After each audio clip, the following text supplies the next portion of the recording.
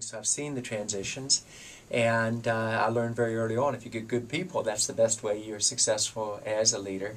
And I'll probably stay in the job another 3 to 5 years. I like what I do, assuming I can continue to earn the confidence of all the above. Mm-hmm. Other questions? And you got to be lucky. But I found the better prepared you are, the luckier you get. And going back to what I said, everybody wants to talk about your successes, but it was the tough times that really made us a very strong company and also made me a better leader. Do you have any advice for young graduates in the job market? Yeah, have fun. It's something important because when we're here for a small time, I think that you want to be serious in terms of your focus on your career, etc., but you want to enjoy each day, even the tough ones. And that's easy to say, but I think it's so important. In terms of the job market, it's all about education, and it's all about having confidence. Sometimes you get lucky and you find the right job immediately. Sometimes you have to work very hard. I got my jobs easily out of school, and I got my first transfer from IBM to Wang easily. Decided to leave Wang and left without even looking for a job, and then started to look, and that was very humbling because it was during an economic slowdown in 1990, and there just weren't jobs available.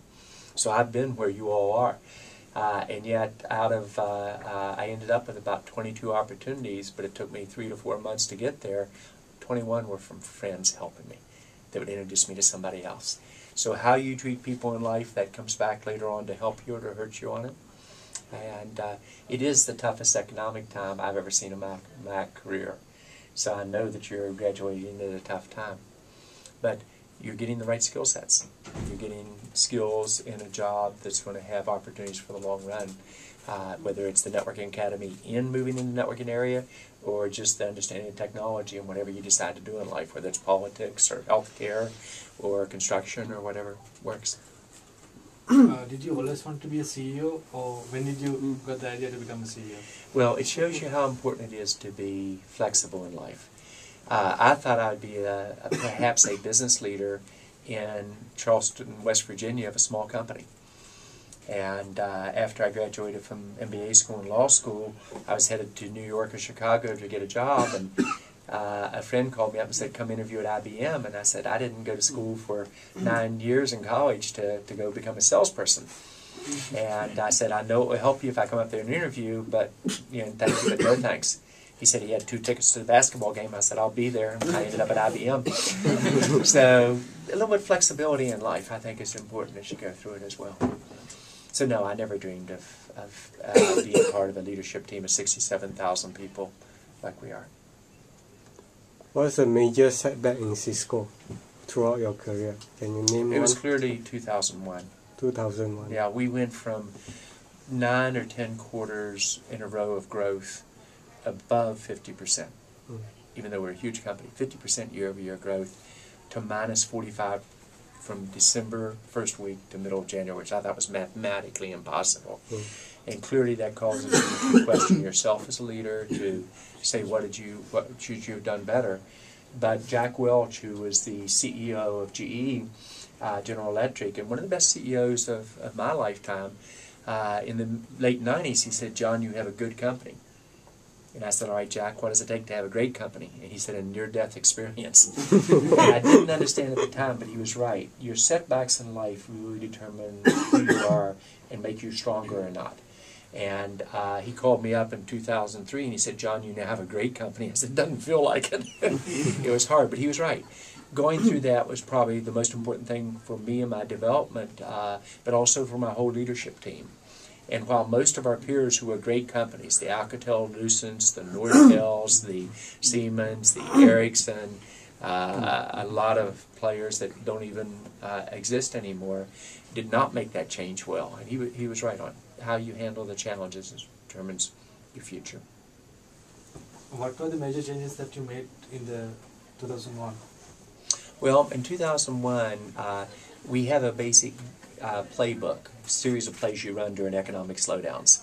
And we developed those in 1997, 2001, and we get even better. We did the same playbook in 2008 and 2009 as the economy occurred.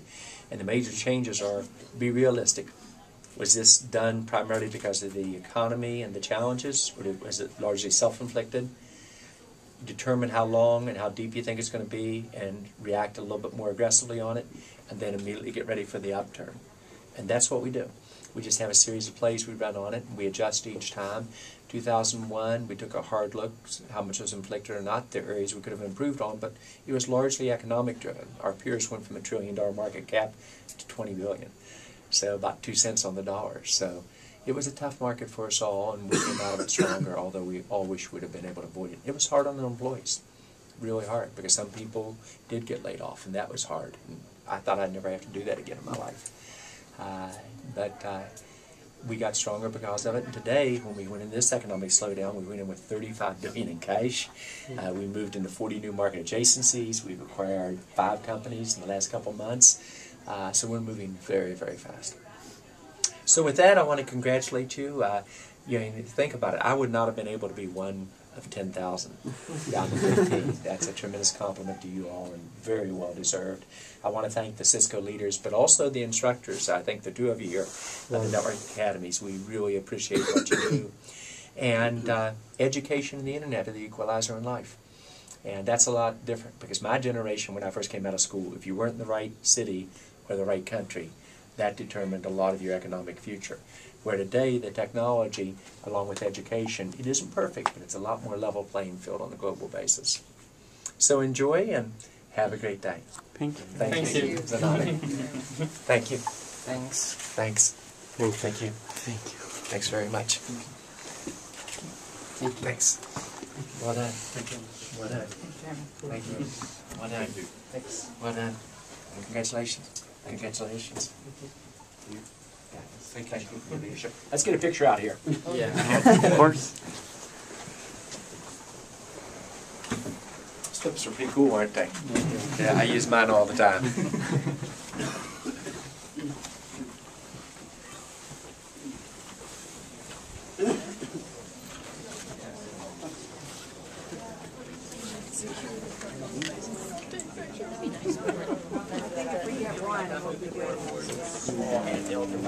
Probably. Yeah, it's portable, and for most of the day, I don't need that much. Oh, the steps would be. Do we have time to use the steps? Let's use the steps. We'll do it Yeah, real quick. because steps would be awesome. I think it's cool. You just like to do that as a photographer.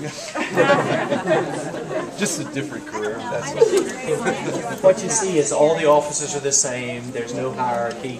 There's no reserved parking out front. We try to be a family.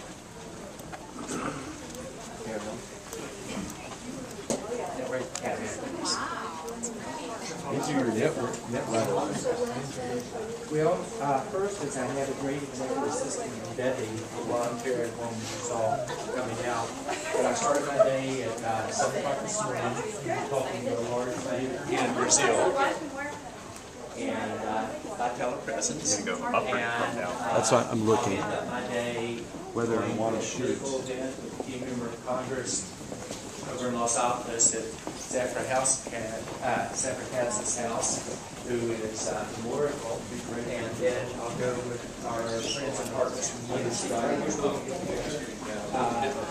a hockey game. So I'll go from about, get to the office at 7, and I'll get home tonight about Okay, you're going to have to let me see. like whatever. So let's kind of arrange it. Let's put several of you right here on this row.